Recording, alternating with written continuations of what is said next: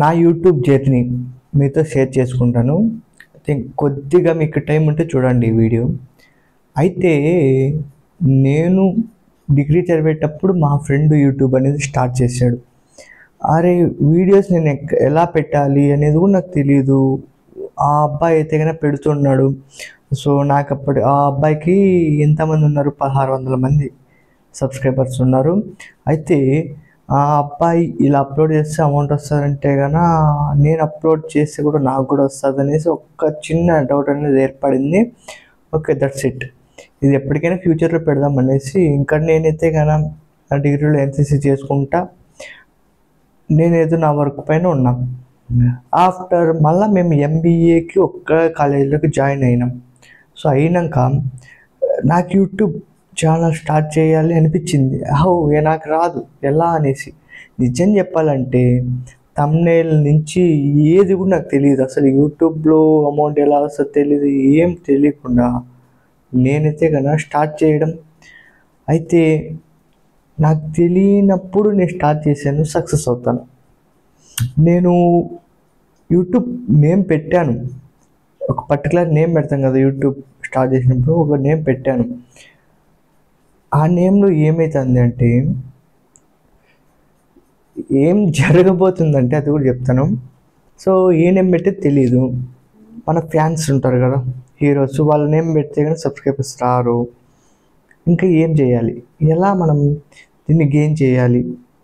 అసలు YouTube channel start చేసిన తర్వాత నుంచి నేను ఏం చేసేవాడిని అంటే అమౌంట్ ఎలా వస్తుంది, వేరే వాళ్ళ వీడియోస్ చూసేవాడిని. అండ్ ప్లే బటన్ తెలుసు కదా, 1 lakh వచ్చినప్పుడు ప్లే బటన్, ఆ silver play button opening unboxing చేసేది వీడియోస్ ఉంటాయి కొన్ని, అవి చూస్తాండి. పర్టికులర్గా తెలుగు అనే కాదు, ఏదైనా అన్బాక్సింగ్, అది ఇంగ్లీష్ అయినా హిందీ అయినా తెలుగు అయినా ఏదైనా మనకి వీడియో అన్బాక్సింగ్ ఉందంటే చూసేవాడిని. అంతే, ఎందుకంటే ఆ స్థాయికి రీచ్ అవుతామేమో. కాకపోతే ఇప్పుడు కూడా నేను చెప్తున్నది నాది పెద్ద ఛానల్ ఏం కాదు. 100లో నా ఛానల్ రన్ అవుతున్నది ఎంత అంటే 0.001%. నేను అనుకున్న స్థాయికి నా ఛానల్ అయితే కానీ ఇంకా రీచ్ రాలా. అయినా ఆపకుండా నేను వీడియోస్ కంటిన్యూ పెడుతున్నాను. అయితే ఇంకోటి ఏంటంటే ఇన్స్టాలో కూడా ఈ మధ్యలోనే నేనైతే కనుక ఒక గంగమ్మ తల్లి వీడియో అయితే పోస్ట్ చేయడం జరిగింది. దాదాపు నాకు ఇన్స్టాలో నాకు అక్కడ 7 years 8 years ఇన్స్టా నాకు ఉంది. అయితే ఎప్పుడు కూడా అంత వ్యూస్ వచ్చింది నేను చూడలేదు. నిజం చెప్పాలంటే ఇన్స్టాలో నేను ఓపెన్గా చెప్పాలంటే సబ్స్క్రైబర్స్ని ఎలానో అమౌంట్ పెడితే వస్తారు కదా, అలా తీసుకున్నాను. కానీ యూట్యూబ్లో ఒక్కరిని కూడా అలా తీసుకున్న వ్యక్తిని అయితే కాదు. ఎందుకంటే యూట్యూబ్ అనేది అంత పర్టికులర్గా నేను ఫోకస్ పెట్టి ఈరోజు కాకపోతే రేపు వస్తారు 1 సబ్స్క్రైబర్స్కి 1 week 10 days కూడా నేనైతే వెయిట్ చేయడం, ఒక్కరు వచ్చేయడం వల్ల హ్యాపీగా ఫీల్ అవ్వడం చాలా జరిగాయి. అయితే మళ్ళా ఏదో పొరపాటు వల్ల నా ఛానల్ అనేది ఇప్పుడు రన్ అవుతుంది అనేసి అందరికి తెలిసింది. కానీ దాని వెనక ఉన్న కొన్ని రహస్యాలు ఎవరికి తెలియవు. ఈ రహస్యాలు అనేసి ప్రతి ఒక్కసారి నా మాట ఎందుకు వస్తుందంటే గుళ్ళు గోపురాలు తిరిగి నాకు ఈ పదం అనేది నోట్లో నుంచి ఆగకుండా ఇలా వచ్చేస్తుంది. అయితే ఈ యొక్క 98K సబ్స్క్రైబర్స్ బ్యాక్ ఉన్న ఒక పెయిన్ స్టోరీ ఏంటంటే చాలా వరకు వీడియో డిలీట్ చేయడం అండ్ కాపీరైట్ స్ట్రైక్స్. ఇప్పుడు కూడా ప్రజెంట్ నా దాంట్లో ఒకటి ఉంది. అది వెళ్ళినా కూడా మళ్ళీ వీడియోస్ పెడితే అంత రీచ్ అవుతుందో లేదో తెలియదు. పెడదాం అనేసి నేనైతే వెయిట్ చేస్తూనే ఉన్నాను. అయితే ఇంకోటి ఏంటంటే 1 lakh అయిపోవు ఎప్పుడో, బట్ కానీ నేను కొద్దిగా స్టాప్ చేశాను. అది ఒక ఇష్యూ వల్ల. అంటే ఒక యూట్యూబ్ రన్ కావాలంటే కనుక 1 2 కాదు, చాలా చూసుకోవాలి. ఒక టెంపుల్ దగ్గరికి వెళ్ళినప్పుడు ఆ టెంపుల్ హిస్టరీ కన్ఫామ్గా తెలుసుకొని చెప్పాలి. తెలియకుండా చెప్పినామనుకో ఆ విలేజ్ వాళ్ళు కానీ ఆ చుట్టుపక్కల వాళ్ళు చూస్తే కానీ అరే బ్రో ఇది అనేసి కన్ఫామ్గా మనకు కామెంట్స్ వస్తాయి. ఇలా అయితే నాకు తెలియనప్పుడు స్టార్ట్ చేసి ఇప్పుడు ఇంత స్థాయికి వచ్చినానంటే పెద్ద స్థాయి ఏం కాదు. ఇది నేను చెప్తాను ఏంటంటే ఓకే, ఇంతమంది వచ్చారన్నా కూడా హ్యాపీనే కదా. ఎందుకంటే నేనైతే ఇంతమంది వస్తారనేసి కల కూడా కనలేదు అసలు. ఎప్పుడు రావాలి, ఏం రావాలి? ఓకే, ఇదంతా కూడా ఎవరి చనువు అంటే మీదే. ఒక సోషల్ మీడియా ప్లాట్ఫామ్లో ఒక వీడియో అప్లోడ్ చేస్తున్నామంటే అది వాళ్ళకి నచ్చితేనే కదా లైక్ కొడతారు, సబ్స్క్రైబ్ చేసుకుంటారు. సో నా వీడియోస్లో ఏదో మీకు నచ్చి ఉంది కాన్సెప్ట్ మంచిగా, అప్పుడే మీ అందరూ కూడా ఈ ఛానల్ని సబ్స్క్రైబ్ చేసుకోవడం, నాకు సపోర్ట్ చేయడం చాలా జరిగాయి. ఇప్పుడు నేను తీస్తున్న వీడియో ఏ టైంలో తీస్తున్నా అది కూడా చెప్తాను. నైట్ 2 PM,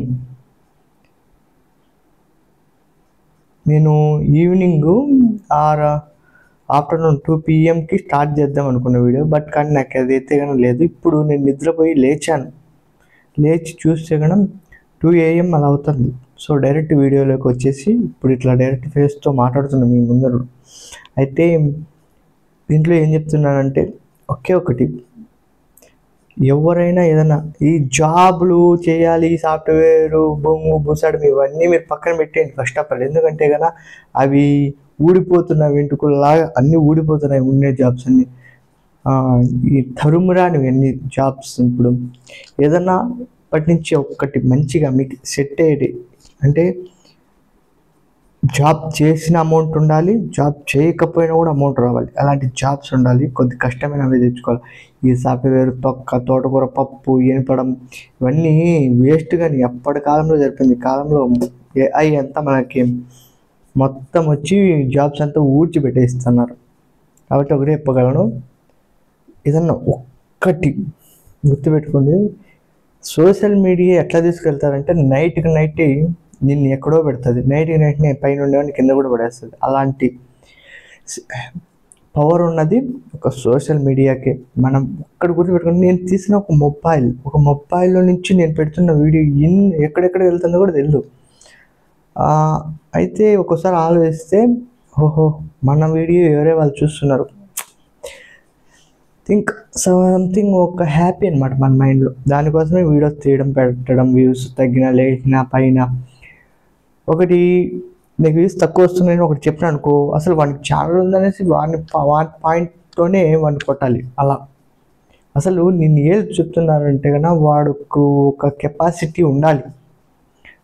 ఎందుకంటే ఊరికే అన్నా కూడా మనం విన్నట్టు ఉండి వాడు అనిన మాటకి ఎలా బదులు చెప్పాలి, కొట్టడం కాదు, తిట్టడం కాదు, మనం ఒక సక్సెస్ అయి చూపించాలి. నేను ఇది చెప్తున్నాను, నేనేం సక్సెస్ అంటే ఏం కాలే, బాడీ అవుదాం అనుకుంటున్నాను, మధ్యలోనే ఆగిపోతుంది.